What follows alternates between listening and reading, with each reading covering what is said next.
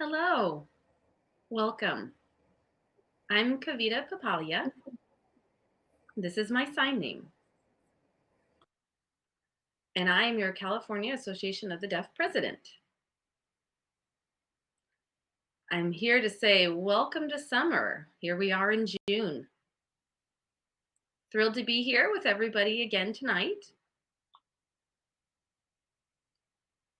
Before we start, I'd like to establish some ground rules for this evening.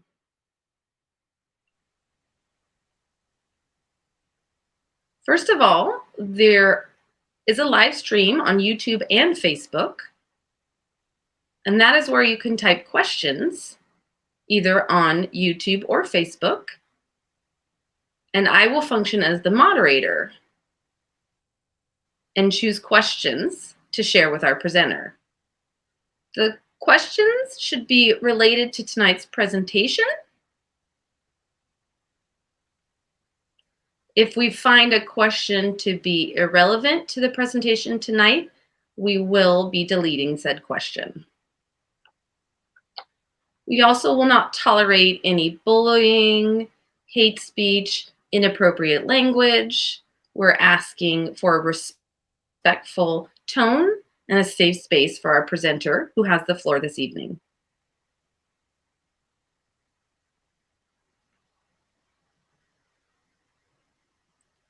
Let me start by introducing the topic tonight, which is the story of my deaf baby.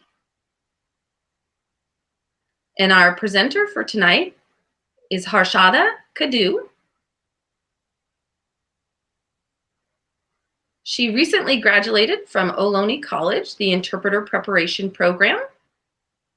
And I should say that I'm very proud specifically of her because I am a mentor and she has been my mentee in the interpreting program. So I'd like to welcome Harshada Kadu.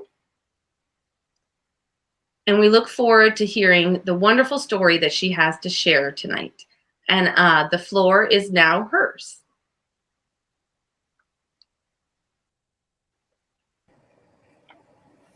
Thank you, Kavita. Hello, everybody.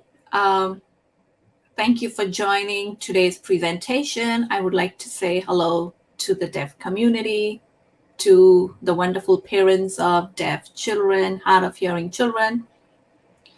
I'm glad that you could join me today in my presentation. So the topic, as Kavita already introduced, is my personal story about my deaf child.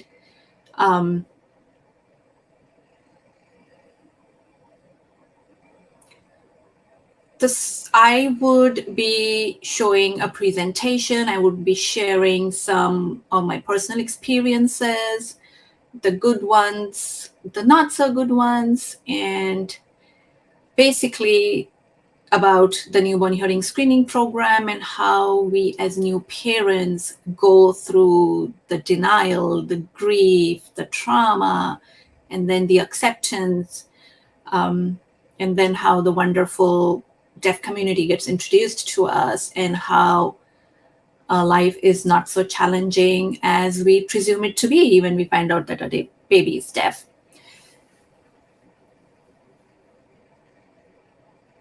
Before I go ahead with my presentation, I would like to talk a little bit about myself. As Kavita already introduced, I'm Harshada, and I moved from India in 2009. And my daughter was born here, and the newborn hearing screening program identified her as deaf. And that is where our story began in 2010. As you can see, that's my daughter.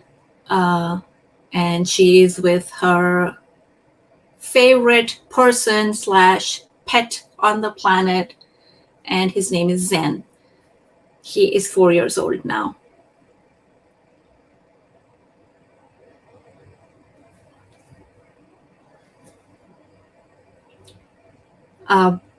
So here it goes. I was a new mother in a new country. And my daughter was my firstborn.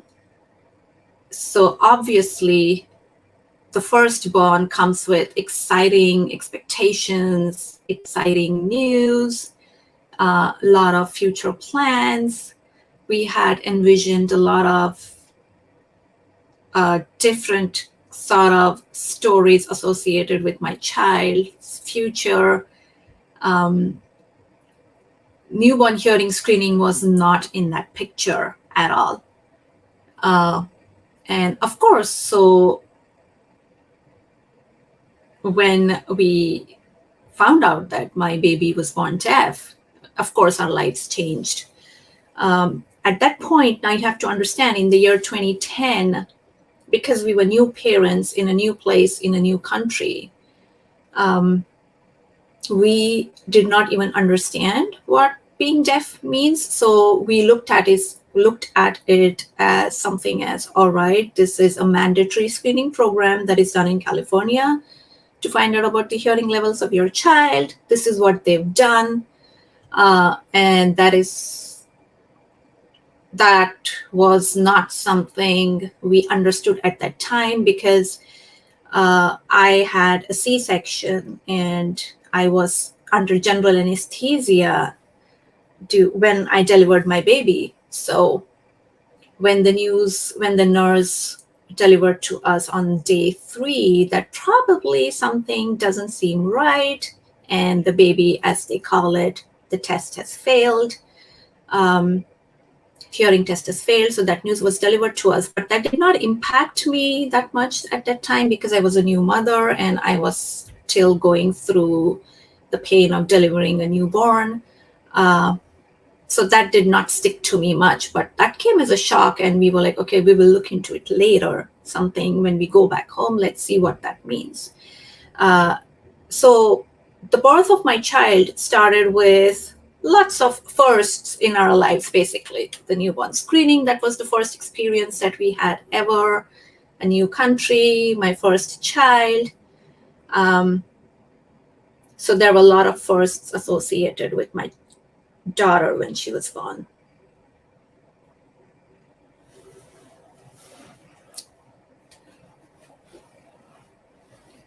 So as I mentioned earlier, the nurse came to us and said, sorry, something is not right. So then we had to do the follow-up tests. As you know, that by the time my child was 3 or 4 months of age, I guess when she was 4 months of age, we went for the detailed assessment, which the audiologists do after the newborn hearing screening program happens.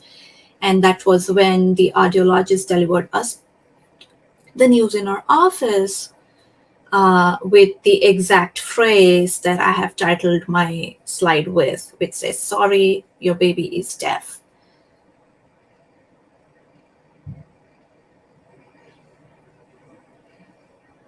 So the way the news was delivered to us was obviously in a very, very negative tone.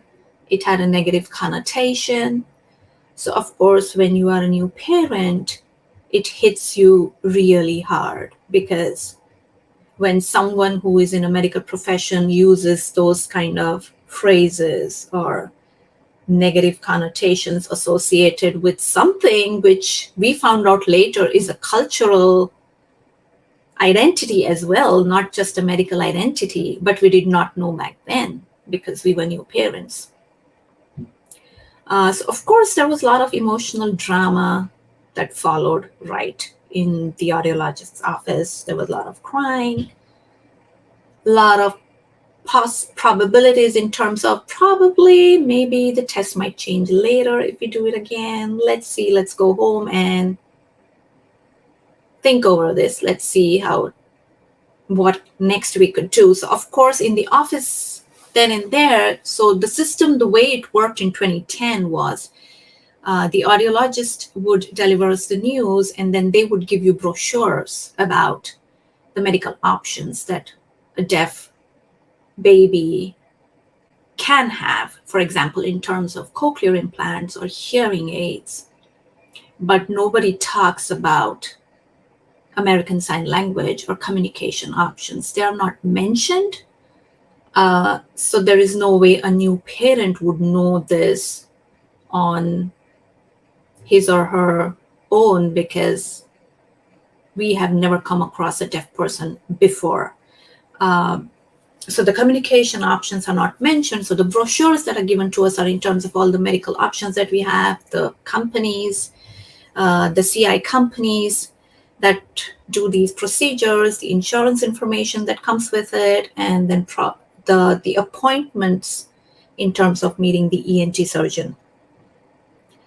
So what really happened in our case was we started looking at the medical perspective right after she was born, because we did not know the cultural perspective at all.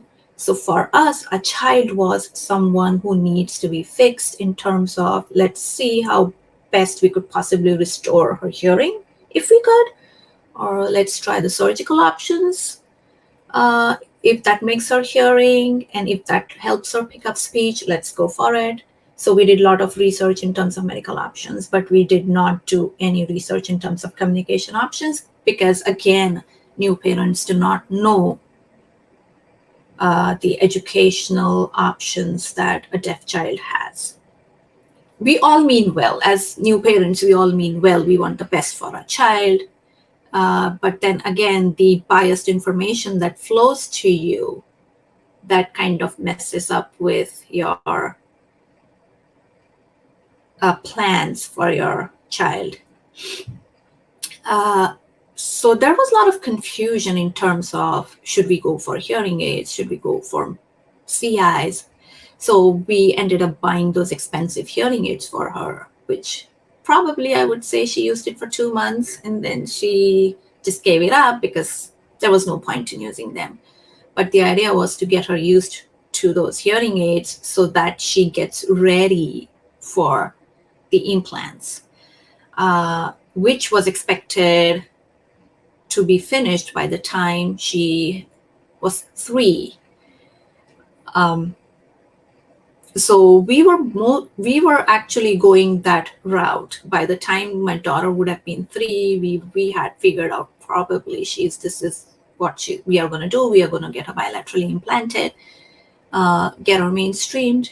She's going to pick up speech, and she's going to be just like a regular child. So the pressure of acting fast and doing what was best for my child in terms of medical professionals was intense. Everybody means well. The medical professionals mean well, the parents mean well, but nobody actually thinks what possibly could be the best for the deaf infant. Unfortunately, because we were doing so much research, we were grieving at the same time, we were heartbroken at the same time, and we had a lot of phone calls back and forth with a lot of experts. But understand, we did not have any conversations with parents of deaf children at that time because we did not know we could do that. We had no conversation with a deaf adult, neither had we any conversation with a deaf teacher or early start services. So the only conversation that we were having was with people who did not have deaf children or who did not raise a deaf child. And we were trying to figure out how possibly we could raise her the best possible way. So everybody had their opinions. Family, friends, extended family, everybody meant well. They wanted what was best for us because they saw that we were heartbroken. So they thought, okay, whatever the doctor says, let's go for it, because of course they're going to fix my child. Unfortunately, there was no bonding between me and my child for almost, let's say, 7 or 8 months because I was busy with all the follow-up appointments and the choices that we had in terms of medical options. So I did not bond with my child at all because there was no time.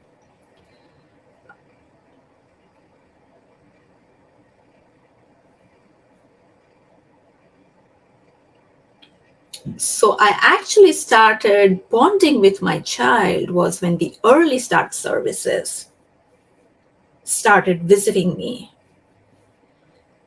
And that was the best that happened to us, because had the early start teacher not educated us on what being deaf means, what are the communication options for a deaf child, what future deaf children can have, what are the wonderful, amazing possibilities that they could have, whether they go the oral route or whether they go the ASL route or whether they pick both, they have wonderful possibilities ahead of them, just like every other child. So that is when I started actually enjoying my deaf child, because until then I was almost sort of depressed, trying to figure out how do I fix my child. But because the early start teacher started coming to my house 2 times a week, we started bonding with my child. We started enjoying my child, because we knew our perception of what being deaf means was not accurate. We did not have the complete picture back then. So the teacher started educating us on what are the communication options. We have C, we have ASL. She tried her best to give her all the information that she could. And that is what I liked about the early start services, because there was a lot of unbiased information that was conveyed to us. She suggested we get tours of schools. For example, visit a deaf school, visit a mainstream program, visit a DHH program. We used to live in Santa Clara County before.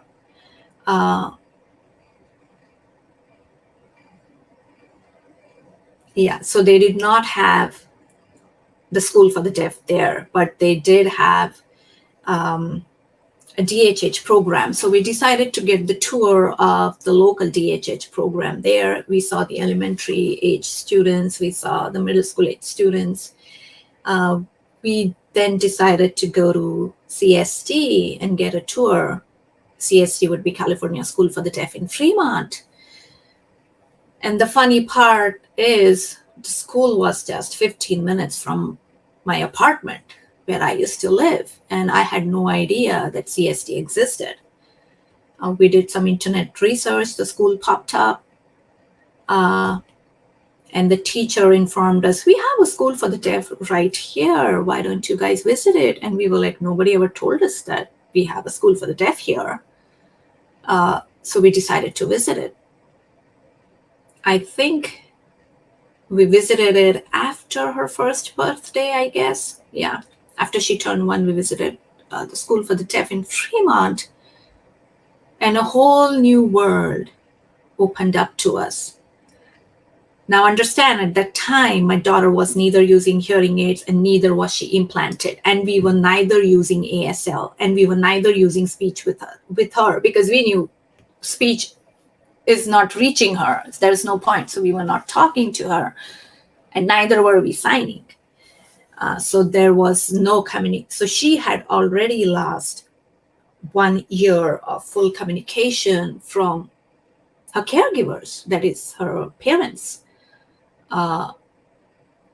So when we visited the school and while we were getting a tour, we visited the ECE department, early childhood education at CST, the ECE department there. And the teachers were deaf, the assistants were deaf, the other support staff were deaf. The superintendent was deaf. So everybody there was deaf. The students were deaf and hard of hearing. The people on campus were deaf and hard of hearing. The adults were deaf and hard of hearing. And my husband and I, we looked at each other and we realized we had been missing this for a year. And we had no idea that this even existed on this planet. Because a hearing person would never know a deaf person unless you come across a deaf person. And why would a hearing person ever know that schools for the deaf exist when you have never socialized? So that is where we were coming from. So we got the tour. I would say we spent around 45 minutes on campus. We saw everybody having advanced degrees, PhDs. The children were happy. They were playing around. The teachers were having nice, wonderful conversations with each other. We saw the campus, extremely impressive campus. We saw the sports facilities. We saw everything that we could. And it was time to leave, and we left stunned and shocked. So we were in the parking lot. We were still stunned. We were not even talking to each other, my husband and I, because we were stunned that this even exists. And then in 5 minutes, we decided we are going to move to Fremont. We were living only 15 minutes from Fremont at that time, but we decided we are going to move to Fremont because we have a jewel right here in our backyard. And we want our child to spend as much time as she could on the campus with all the deaf mentors, the deaf coaches, the deaf parents, the deaf athletes. So we decided to move as close to the school as possible so that she could start the summer school there. And I remember the teacher specialist at that time was Michelle Tompkins, and she is one of the best persons I've ever met. I met Laura Peterson,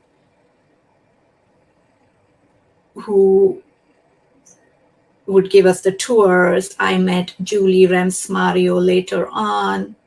I met a ton of people, and I was like, whoa, we have such wonderful deaf role models here. Why would my child go anywhere else? So we went home, we moved to Fremont, and we started enjoying the deaf experience. We started enjoying the experience of raising a deaf child because we came across CST, and that is where she started her summer school.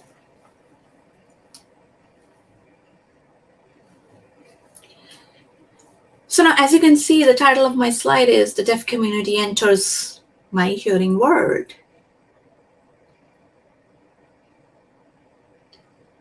So my daughter started when she was 15 months of age in the summer school at ECE, and there has been no turning back. Today, she's a middle schooler. She's a 6th grader. And she ended up getting a cochlear implant, a unilateral, at the age of 7. But understand, that is not what defines her. She doesn't use it. She tried using it for 2 years. She did not like it. She gave up. But the best part is she had the language to communicate with us that she wanted to give it a shot. She wanted to try it. She wanted to try speech. She wanted to see how it goes, and if she doesn't want it, she's not going to use it. So ASL was the language that allowed her to communicate with us. So, and we were so happy that she was telling us that she wanted all these things. And understand, the day she went into surgery for her unilateral CI, she asked me a question. She asked me, Mom, are you going to mainstream me if I get a CI? And I was surprised. I said, where is this even coming from? I said, no, we are not going to mainstream you unless if you want to. So she said, no, I do not want. I want to be at CST always. So we said, yes, of course, you're going to be at CST. Because ASL is your first language, you're going to be at CST. So our perspective completely changed. We did not see audiologists for years, I guess. The only time, again, we came back to see the audiologist was for her CI, and then the fittings and all those kind of things that come with the CI. But now, again, we don't see them anymore because she's not using it. So my point here is she has ASL, so she's not dependent on the CI 24/7 of her life. She uses it when she wants to. If she doesn't want it, she doesn't use it. She doesn't like it, she lets us know. So our perspective our pathological perspective changed to a cultural perspective. We admire for who my child is. We admire the deaf community, we admire the deaf culture, and we practice the deaf culture in our daily lives. And she is the only deaf person in my family, in my extended family. My friends do not have deaf children. She's the only person, and we are fine with it. We have a full house because we have CSD right next to us. We have wonderful deaf friends. We have wonderful deaf mentors. So we have a full house. We are not lonely. We have wonderful deaf role models. So we celebrate who she is, which did not happen before until we discovered the School for the Deaf.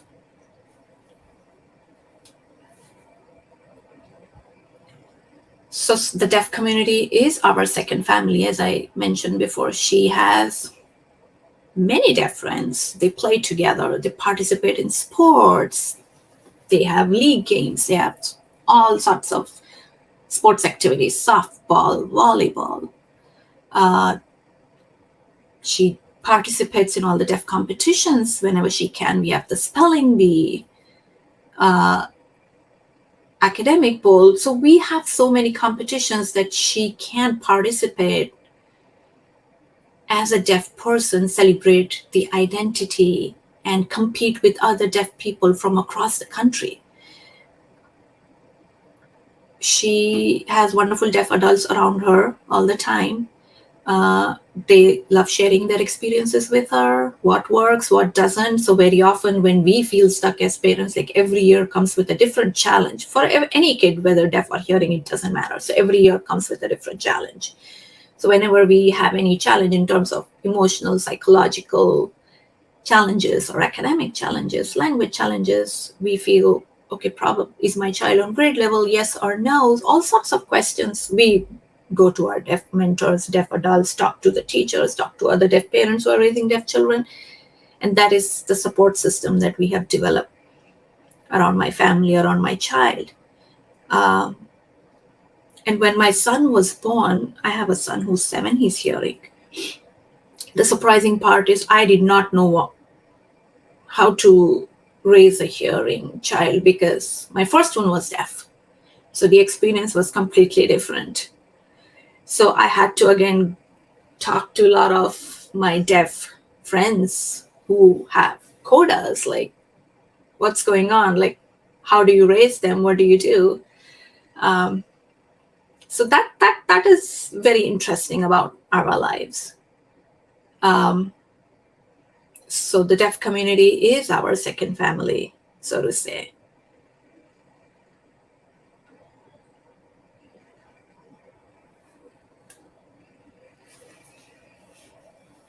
So I would like to share my experience about the newborn hearing screening program that we have had. It's a wonderful program. I'm glad we have this program. I'm not sure other countries have a similar program. It identifies, by the time the mother is ready to go home with the baby, the child has already been identified, whether the child is deaf. It's a wonderful program. But talking about the cons, it does audiological labeling of your child. It provides an extremely pathological approach. Then the information that follows during follow-up appointments, again, is based on intervention. But that intervention is medical intervention. It's not the whole child intervention. The approach is completely on fixing your deaf child in terms of the medical intervention. So again, we thought, today my child is almost 12 years old. So we thought that was a very, very biased intervention model that we had. I hope it's different right now. I'm not sure. But I heard it's different right now. Because it takes away the joy of having a child. And makes you do these trips to the hospital, like, very often. But then nobody ever tells you that you are going to be okay and your child is going to be okay. Now, understand, the deaf infant is all right. But the parents are not all right because the parents don't know what to do with the information that comes to them. And the tons of papers and brochures that are handed out to parents. I doubt any parents who are new would be able to read so much, would be able to process so much, because we are trying to be parents. We are trying to enjoy the child. So my suggestions would be, I expect every parent after the newborn hearing screening program to get all the information that they deserve. Give them all the communication options, give them the cultural approach, uh, give them the cultural identity that the deaf community has, let them know about it, give them the educational options. Because the minute the news is conveyed to hearing parents, I'm sorry, your child is deaf, and let's fix your child, it takes away the wonderful experience of parenting from parents. Uh, if the parents are told everything is going to be okay, these are the resources that we have, these are the wonderful deaf coaches, deaf role models we have. I'm very glad that we have deaf coaches now for parents through Lead K Family Services. I think that's wonderful because parents have someone to talk to ask questions, which probably they would not get from a nurse or from an audiologist. I suggest every parent should get the tour of the local DHH program before your child turns 1 year of age. Visit a school for the deaf. It doesn't hurt, even though you do not want to move to a school for the deaf, because I understand residential, it's a tough decision to make to send your child to a residential program, but it doesn't hurt to visit a deaf school and see what your child can experience as part of growing up. And then a decision could be made later based on if it's possible or not. But looking back today, it's been 11 years since the newborn hearing screening program and all the drama that followed. And everything has kind of sort of become a blur because that is not the focus of our lives anymore. The focus of our lives is the deaf community, my deaf child, and all the wonderful possibilities as a deaf person you could have in this country.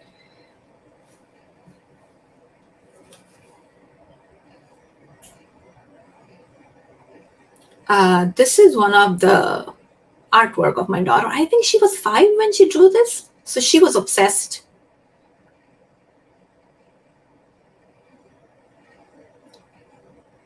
I think she was 5 years of age, yeah. She was obsessed with the characters of Powerpuff Girls. And she would watch that animation on TV. So she decided to draw the Powerpuff Girls one day. And when I looked at it, I was extremely surprised that a 5-year-old could actually think on those lines. So I'm not sure if it's clearly visible, but I would read it out to you. So the Powerpuff Girls, we have 3 of them. We have Blossom and Bubbles and one more. I forgot. I keep forgetting their names. So those 3 Powerpuff Girls see my daughter, and my daughter is waving hi to them like deaf people do. And they're like, what is she doing? Is she signing? What's going on here? And the 3 girls tell her, they try to show off, like, okay, we have lasers and we can fight crime. What can you do? And my daughter says, okay, I am deaf and I can sign.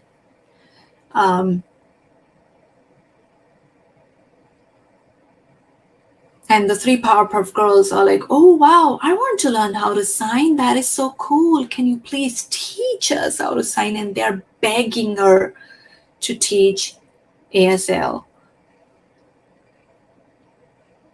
And my daughter is like, okay, throwing this attitude, okay, fine, I'm going to teach you. And then she teaches them a few signs. And then the Powerpuff Girls are like, yay, now we know how to sign. And that is how her story ends. So when she was 5, she drew this, and that had a huge impact on us as parents, because we realized we have done the right things for her. Because she takes pride in who she is.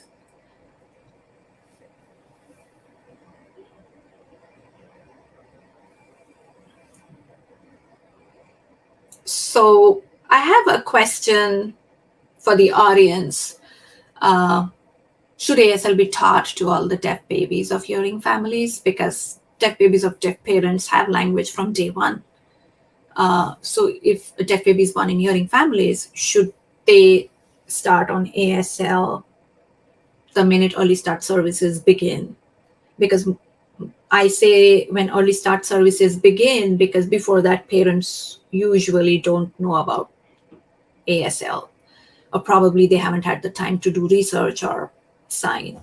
So once the early start services start coming to your house and the home visits start, should ASL be taught to the parents and the deaf babies so that communication access is 100% for the deaf child?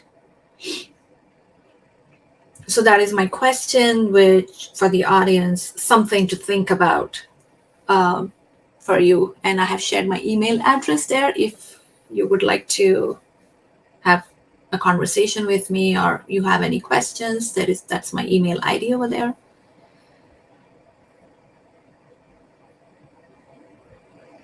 So this is the last slide of my presentation. I hope the audience have something to think about tonight after my presentation. Of course, something positive, everything positive. I hope my story has inspired hearing parents to choose ASL, because that is something that's gonna do good to every deaf child, whether the child is oral or not. So that is our story, and so this is where we've come so far. Thank you.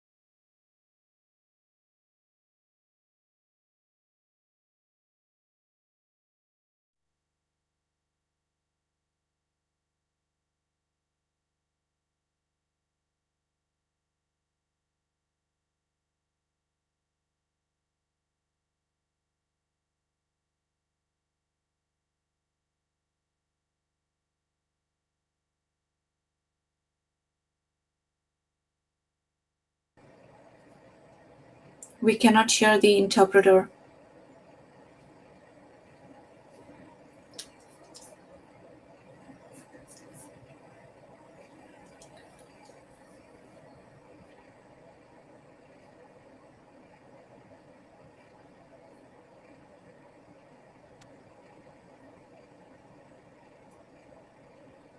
Can you hear me? Now.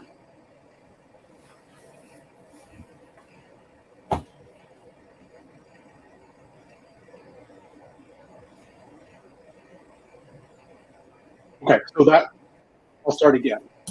I just want to say that story really gave me chills. How, your family decided to do what was for the best for your daughter and for her benefit. That was really an amazing story. I do have a few questions from the audience for you. The first question is actually from me. So, Indian culture thinks about education as from the elders and that perspective on that. So I'm wondering, how did you convince really the entire family the importance of sign language, right? Recognizing, yes, ASL here, but the signed language more generally outside of that, and communication access. How did you convince them?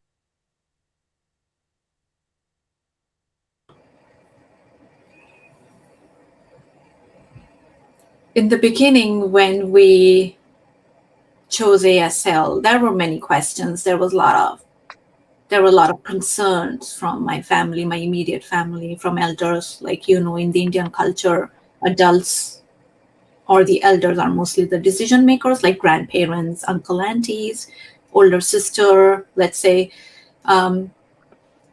in terms of how is your daughter ever going to get an education if you continue to sign? Like, there is no speech. So how about a job? How about success, so-called success?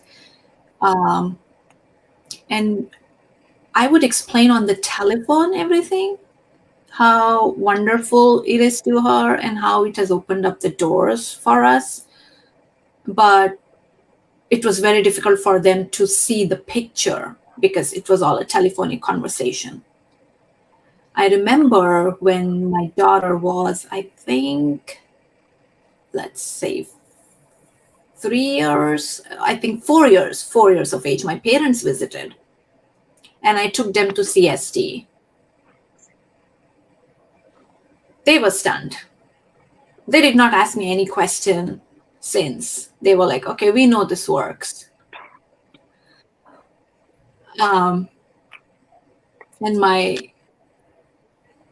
in-laws had also visited, I think, when my daughter was, let's say, 2 years of age, maybe. I think everything is kind of a blur now. So even they had gone to a few birthday parties. They visited CST. We went to a few social events. Again, they were stunned. And they knew we are doing the right thing for a daughter because they could see the successful deaf adults and role models around us. So then after that, we've never had a conversation with our families about ASL or should we use ASL. It has always been about, okay, what's going on right now? What sport is she doing? How are things going on? So it's a general conversation now. Nothing centers around communication options anymore.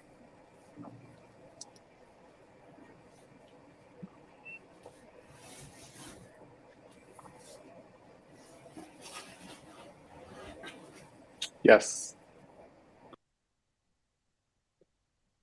So, second question.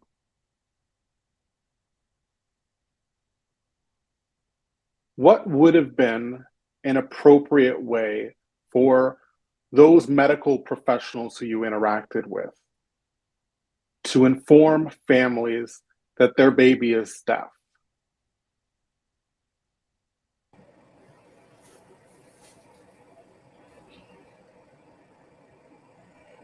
Now, because we are part of the deaf community, I feel the perfect picture would be they should bring a balloon, celebrate, and say, yay, your child is deaf. And they should inform the parents, okay, your baby is deaf.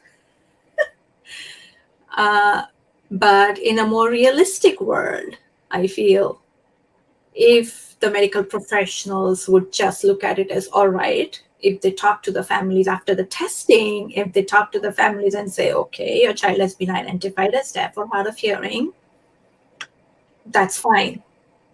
You're going to be okay. So I feel parents need counseling after that in terms of, you will be okay. We have communication options. You can pick the option that works best for you right now, and it is not set in stone. The way the information is presented to parents is always either or. Okay, either you use ASL or you use speech. You can't have both. I feel that is not an appropriate approach. Parents should be informed, okay, you have these choices. It does not have to be pick one. You can pick everything if you want, or you can go with ASL. So I feel if they inform parents that we have this wonderful community in the US and they share resources with parents in terms of, go ahead, socialize, talk to deaf people. These are the organizations, like we have Dakara, we have CST. I feel if they share resources about the deaf community and language options, that would be a huge change in the program, in the newborn hearing screening program intervention model So I think the medical intervention approach can change to an educational and a cultural approach, I guess. So I think that should be the approach that should be used while talking to parents.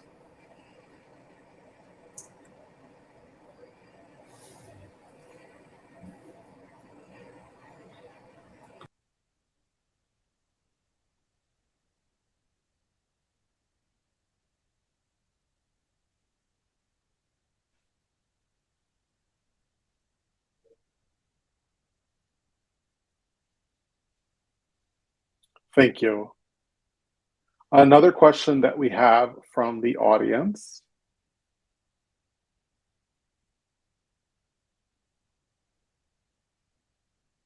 Was there any discussion about language that you would need to learn either a signed or spoken language?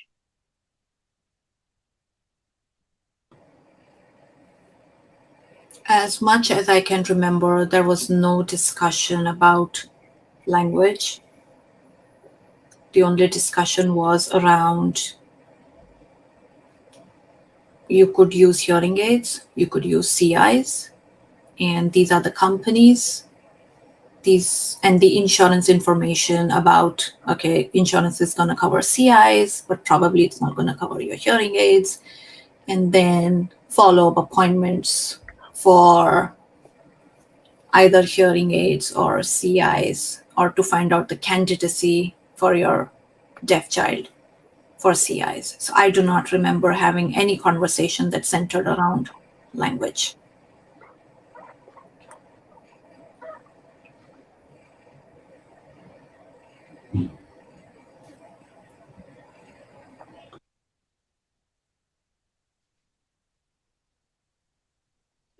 Do you think that that conversation should be started then? Yes, I feel parents should be informed about, okay, this is, so what actually happens is you are given a chart and it talks in terms of decibels. Okay, your child has left is this decibel, right here is these many decibels. And they talk about, okay, your child can hear 80 dB and up, nothing under it, and they would have pictures, okay, your child can hear this, your child cannot hear the birds singing, but your child can hear the airplane, sort of. So that is the central discussion that usually happens about, okay, how does the ear work, the ear anatomy, and what your child hears, what your child is not hearing right now, what the child is missing. I would love to see a discussion which centers around the whole child, not just in terms of, okay, this is how you fix your child, but I want the discussion to focus around your whole child. All right, we have a deaf community, we have deaf culture, these are the language options, these are the medical options. So I believe that biased approach needs to go. Instead, a whole child approach should be used, because the intention of the newborn hearing screening program is good, but the consequence of that program on families is very often is mostly negative. Like, you are given this information, okay, now I take this information and I go home. Now what do I do with this information, right?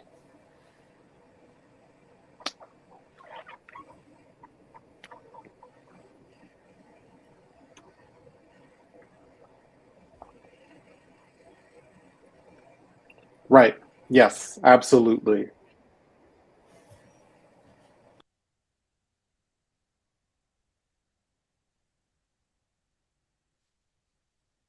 Another question here from the audience. How can we get those medical professionals to collaborate with deaf communities?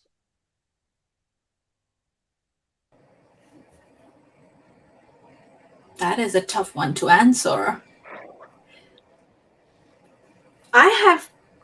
I want to be very clear. I have met some wonderful medical professionals who are very open-minded, who do not look at deaf people as a pathological case, who look at deaf people as, okay, they have their own identity, they have a culture, they have a language. So I have met such kind of wonderful medical professionals as well. I have met audiologists who've said, I'm very sorry your child is deaf. And I have met another audiologist who always made sure that there is an ASL interpreter present for my child for every appointment. So I have seen both kinds of medical professionals. I would love to see they collaborate in terms of being invited to deaf events. I feel most of the medical professionals have never gone to deaf events where they have actually seen a gathering of deaf successful adults, professionals, or children, or they've never visited a school for the deaf. I am 100% sure that most of them have never even seen an educational placement of a deaf child, a mainstream program with an interpreter, or a deaf school.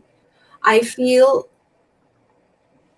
the deaf community should also try to invite as many deaf professionals as they can to these kind of events, or probably host two events in a year for deaf professionals to socialize just with deaf people,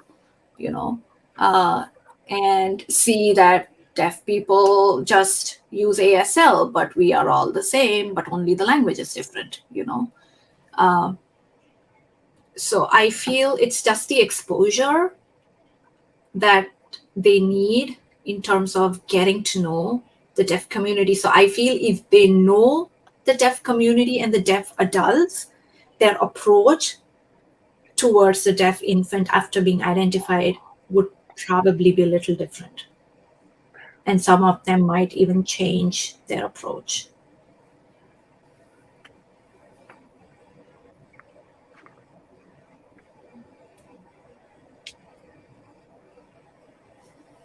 I think that is a wonderful idea. Bringing medical professionals and the deaf community together.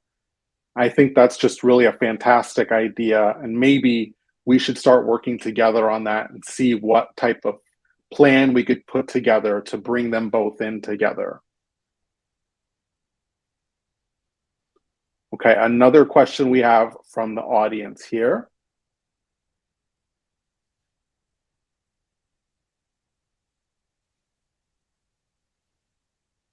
It says, what an amazing story and a brave mother you are to be raising your deaf daughter like you are.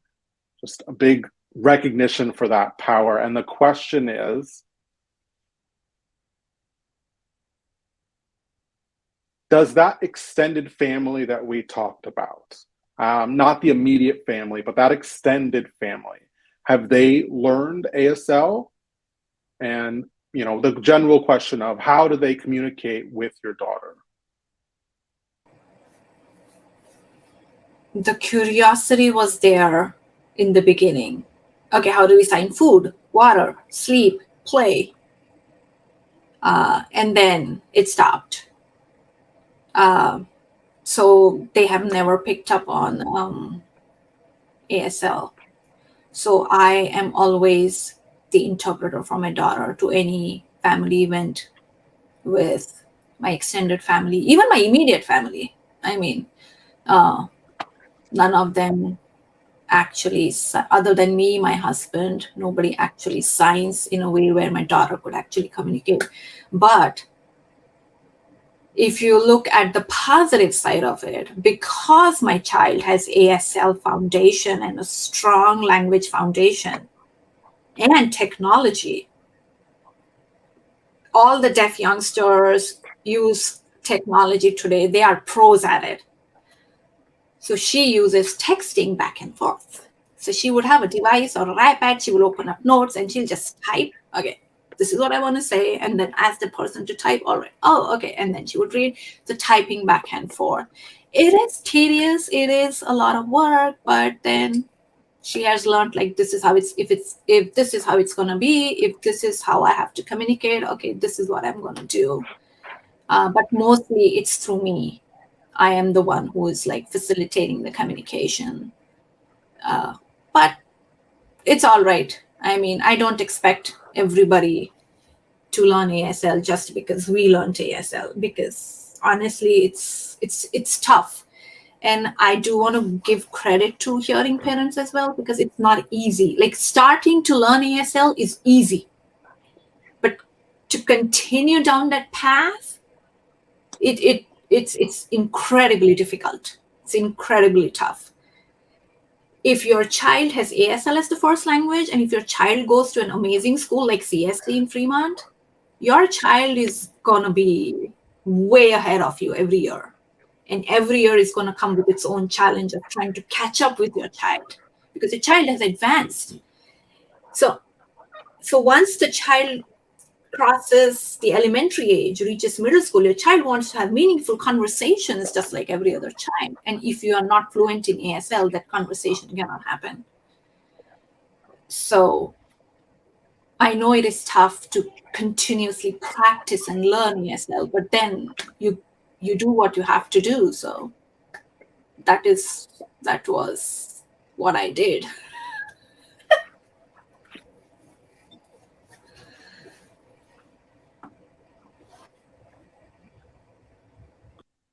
Right. And I have to tip my hat to you. This is really an amazing story. And thinking about other parents who are in a similar place as you, right? I just want to recognize how much you've done there.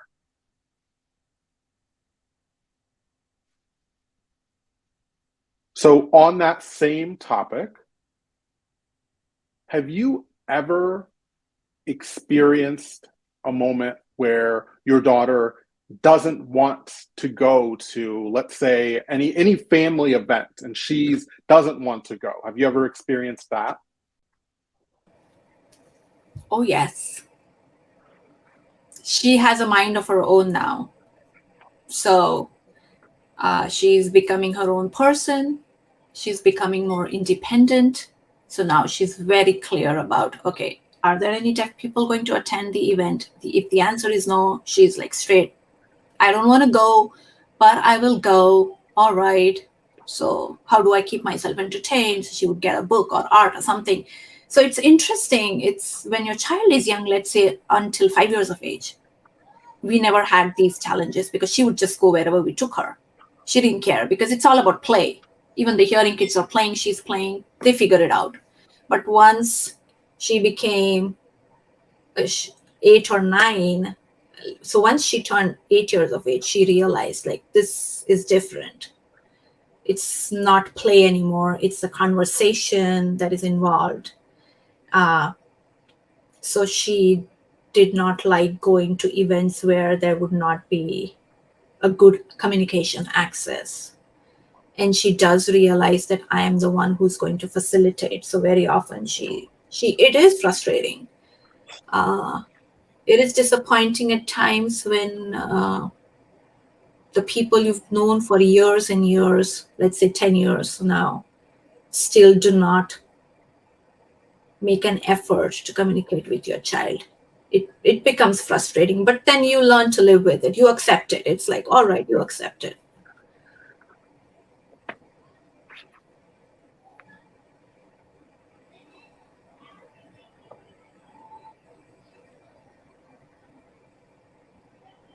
Yes, I understand that feeling, and it's a similar place that I was in, and I'm sure many other deaf people have been through that experience as well.